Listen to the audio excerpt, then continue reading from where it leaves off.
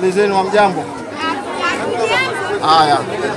Ndugu wananchi, huu mchele huu tumepata taarifa sisi kamati ya usalama ya wilaya ya Micheweni kwamba kuna mchele ambao unatumika lakini kimsingi haupaswi kuuzwa au kuliwa na binadamu. Kwa hivyo baada ya kupata tetesi hizo kutoka kwa wasamaria wema, tumeamua kuja kujionea wenyewe. Na kweli tumekuja hapa, tumekuta kwenye nyumba ya mwenzetu huyu Salum Musa. Kwenye nyumba hii ya Salum Musa tumekuta mchele umo tena mwingi, lakini sisi hatujajiridhisha kwamba mchele huu unafaa kuliwa na binadamu. Kwa hivyo kwa hatua za haraka kwanza tunauchukua kwa ajili ya kwenda kufanyia kazi, lakini na wenzetu wa taasisi maalum ya kuchunguza vyakula, kwa ufupi inaitwa ZFDA. Hii ni taasisi muhimu ya serikali, imewekwa na serikali kwa ajili ya kuhakikisha kwamba wananchi wanakula chakula ambacho kiko salama, hamni vyakula kibovu.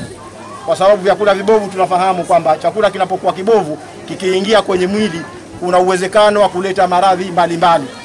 Hivi sasa magonjwa ya kisukari yamejaa, hivi sasa pressure zimejaa, au si kweli? Pressure zimejaa, kisukari kimejaa. Kwa hivyo miongoni mwa sababu hiyo inatokana na kula chakula kisichofaa. Kwa hivyo sisi hatujaridhishwa kwamba chakula hiki kinafaa kwa binadamu. Tunakichunguza, lakini kwa leo pia tunakiondosha kwa sababu hali ambayo tumeiona kwa haraka. Kwa hivyo naomba na nyinyi wananchi muelewe kwamba tunapaswa tusimamie haya.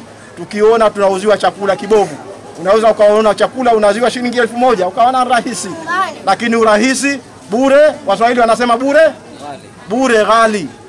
Ukishakula kwenda kutibu sasa kilo shilingi 1000 yako, kwenda kufuata matibabu sasa utatoa shilingi 100,000 kutoka kwenye shilingi 100,000.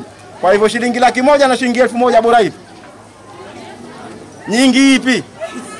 1000 na 100,000 nyingi ipi? Kwa hivyo shilingi yako 1000 ya kununua kilo moja ya mchele itakugharimu shilingi 100,000 kwenye matibabu. Kwa hivyo tuelewe haya, tusikubali kulishwa chakula kibovu kwa sababu ya bei rahisi. Naye tuwe sehemu ya kutoa taaluma, tufahamu haya mambo. Leo utalishwa mchele, kesho utalishwa sukari, kesho kutwa utalishwa unga ngano ambao umeharibika. Kwa hivyo sisi leo tumeamua kuja kuondoa huu ili na nyinyi muwe salama. Rais wenu Dr. Hussein Mwinyi anawapendelea vyema, na ndio maana akatuweka sisi, lakini pia kaviweka vyombo vya kuhakikisha kwamba raia hawalishwi chakula au bidhaa zilizopitwa na wakati au zilizoharibika. Kwa hivyo naomba nitoe hito kwetu, sote tuwe mabalozi wema kuhakikisha kwamba hatulishwi chakula kibovu. Huu mchele huu ukiangalia haraka, ndani yake kuna wadudu wanatembea. Ndani yake nyinyi ndio mnaopika, pengine mtu akashaupika hajui, lakini ukiula huu kuna sumu fulani inaendelea kujikusanya kwenye mwili wako. Kesho kutwa anakuja kiama fulani, jamaa au mwavo, hebu mpeni Panadoli haikufai, kumbe una tatizo jingine kubwa kutokana na chakula kibovu.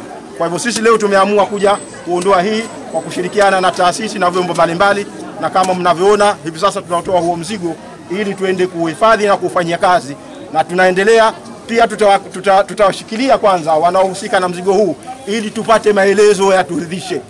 Tujue mzigo huu umekwenda kwa nani.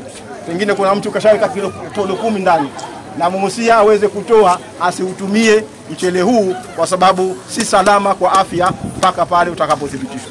Baada ya kusema hayo machache, mimi nawashukuru sana. Asanteni.